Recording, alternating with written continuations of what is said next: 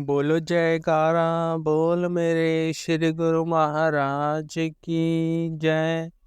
जीवन में दुख हमें परमात्मा से जोड़ता है। एक सूफी फकीर थे, शेख फरीद साहिब।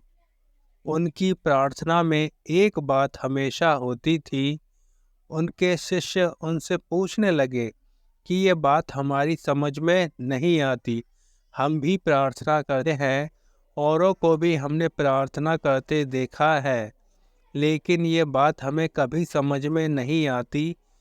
तुम रोज रोज ये क्यों कहते हो कि हे प्रभु, थोड़ा दुख मुझे तू रोज देते रहना? ये भी कोई प्रार्थना है? लोग प्रार्थना करते हैं सुख दो, और तुम प्रार्थना करते हो हे प्रभु, थोड़ा दुख रोज देते रहना। फरीद ने कहा कि सुख में तो मैं सो जाता हूँ और दुख मुझे जगाता है। सुख में तो मैं अक्सर परमात्मा को भूल जाता हूँ और दुख में मुझे उसकी याद आती है। दुख मुझे उसके करीब लाता है, इसलिए मैं प्रार्थना करता हूँ हे प्रभु, इतना कि कृपालु मत हो जाना कि सुख ही सुख दे दे, क्योंकि मुझे अभी अपने पर भरोसा नहीं है। तो सुख ही सुख दे दे तो मैं सो ही जाऊं, जगाने को कोई बात नहीं रह जाए। अलार्म ही बंद हो गया तो अलार्म बजाते रहना, थोड़ा थोड़ा दुख देते रहना, ताकि याद उठती रहे। मैं तो तुझे भूल ना पाऊं, तेरा विस्मरण ना हो जाए। प्रेम सहित मिलकर बोलो जयकारा बोल मेरे श्री गुरु महाराज की जय। श्री लीला श्री पंचम पातशाही गुरु महाराज जी की। एक बार एक गुरुमुख श्री गुरु महाराज जी के पास गया और बोला, स्वामी जी, कुछ दिनों के लिए छुट्टी चाहिए। बालाजी मंदिर माथा टेकने जाना है। स्वामी जी ने पूछा, ओथे की होंदा है? तो भगत जी बोले, ओथे ना सारियां मन्नतां पूरियां होंदियां ने। स्वामी जी ने कहा, ओते मन्नतें पूरियां होंदियां ने ते इथे नहीं होंदियां। श्री गुरु महाराज जी मुस्कुराए और फरमाने लगे कि ये जेड़े देवी देवता कोल तुसी जानते हो, मन लो ये तुहाड़े तो खुश हो के तुहानू छप्पर फाड़ के भी दे देने, पर जे तुसी पर परमहंसा नू खुश कर लिया ना, ते तुहानू छप्पर नहीं आसमान फाड़ के दे देवंगे। वो भगत आखिर रो पड़ा और कहने लगा, सारे तीर्थ धाम आपके चरणों में, हे गुरुदेव प्रणाम आपके चरणों में। सो गुरुमुखों, हमें भी अगर श्री परमहंसों की खुशी प्राप्त करनी है तो उनकी तन मन धन से सेवा करके उन्हें रिझाएं और श्री कृपा के पात्र बने। बोलो जयकारा बोल मेरे श्री गुरु महाराज की जय। महापुरुष फरमाते हैं गुरुमुखों, मानुष जन्म दुर्लभ है, होत न बारंबार, जो बन फल पाका भोई गिरे, बहुरी न लागे डार। मानव तन अत्यंत दुर्लभ है, ये बार बार नहीं मिलता। जैसे पका हुआ फल डाली से गिर जाने पर पुनः उसमें नहीं लग सकता, इसी प्रकार ये मानुष तन यदि यूं ही व्यर्थ चला गया तो इसका मिलना कठिन है। इसलिए महापुरुष बार बार चेतावनी देते हैं कि सौभाग्यशाली जीवों को संयोग से सत्पुरुषों की संगति मिली है और ऐसा स्वर्णिम अवसर हाथ आया है। वे भक्ति के साधन अपनाकर मन और माया को अधीन कर सकते हैं और उनके पंजे से छुटकारा पा सकते हैं। उनके पंजे से मुक्त होना ही मुक्ति का साधन है। मन और माया के पंजे से आज़ाद हो गया, मालिक की भक्ति और सच्चे नाम को दिल में बसाकर मालिक से जा मिला, मुक्ति को प्राप्त कर लिया। ऐसा संयोग गुरुमुखों को मिला हुआ है। उनका कर्तव्य हो जाता है कि वे उन साधनों को अपनाएं जिससे सच्चा सुख मिले। महापुरुष जीव को सुखी करने और दुखों से विमुक्त करने के लिए उपदेश देते हैं।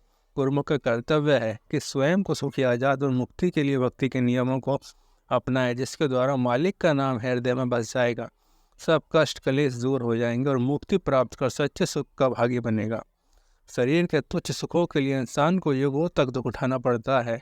अब कुदरत की ओर से ऐसा संयोग बना है गुरुमुखों, ये सब साधन प्राप्त हुए हैं।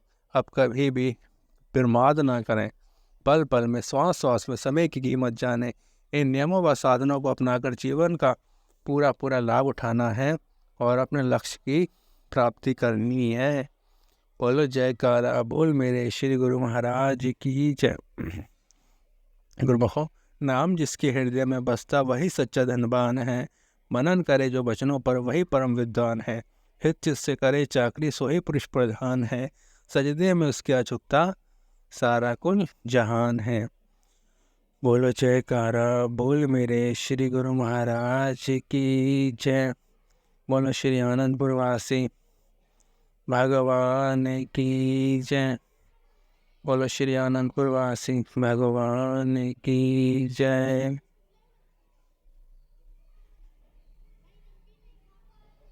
श्री पंचम पासे इस समय की बात है। एक बार एक भक्तानी श्री दर्शनों पर लाइन में लगी हुई थी। जैसे ही उनका नंबर आया दर्शनों का, तो एकदम झूमने लगी और नाचने लगी। बार बार श्री गुरु महाराज जी के श्री दर्शन कर रही थी और श्री गुरु महाराज जी के भक्ति में नाच रही थी।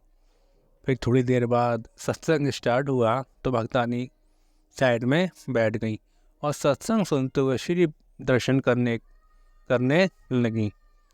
फिर इतना श्री दर्शन करते करते इतना प्रेम विभोर हो गई कि बैठे बैठे उनकी आंखों में से आंसू निकल रहे थे। अब बराबर में भक्तानियाँ बैठी थी। उन्होंने कहा कि क्या हुआ, आप क्यों रो रहे हो? इसमें रोने की तो कोई बात नहीं है, सामने श्री गुरु महाराज जी हैं, तो उसमें दुख क्या? तो उन भक्तानी ने कहा, ये दुख नहीं है, हम करीब 5 से 10 वर्ष बाद श्री आनंदपुर धाम आए, तो ये दुख के आंसू नहीं है, ये खुशी के आंसू हैं। बोलो जयकारा बोल मेरे श्री गुरु महाराज की जय।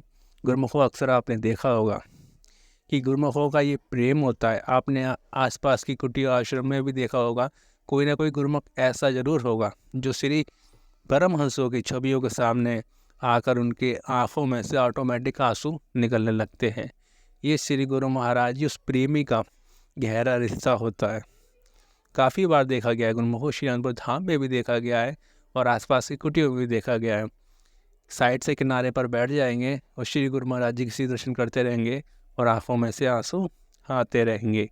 ये श्री गुरु महाराज जी के लिए उनका अत्यंत प्रेम है। उनका विश्वास कभी डामाडोल नहीं होता। जो श्री गुरु महाराज जी से बेहद प्रेम करते हैं और अटूट विश्वास निष्ठा करते हैं, और जो विश्वास करते हैं ना, तो उनका विश्वास ऐसे ही बना रहता है। कितने भी कठिन दिक्कत क्यों ना आ जाए, परेशानी क्यों ना आ जाए, अगर आपका विश्वास गुरु महाराज जी पर है तो वो कठिन समय ज़्यादा देर नहीं रुकेगा, जल्द से जल्द चला जाएगा। तो आप सभी से यही विनती है कि श्री गुरु महाराज जी के 5 नियम निभाएं और नाम जप टाइमली करें। बोलो जयकारा बोल मेरे श्री गुरु महाराज जी की जय।